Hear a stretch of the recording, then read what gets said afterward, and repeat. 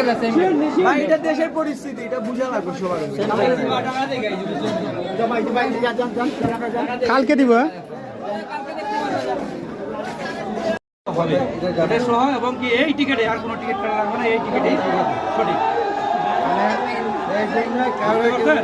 আমরা দূর দূরান্তে গিয়ে অনেক খরচ করে আসছি।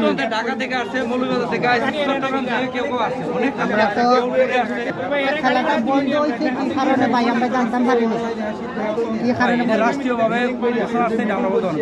আমরা শুনছি বেগম খালেদা জিয়া নাকি মারা গেছে এই কারণে নিউজটা আগে দিত তাইলে তো মানুষ আসতো না, বুঝছেন?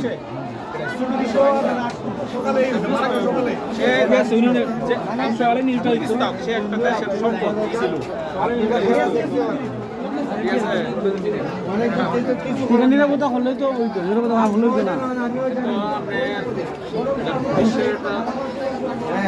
আপনারা চলে যাবেন, সমস্যা নেই। নেক্সট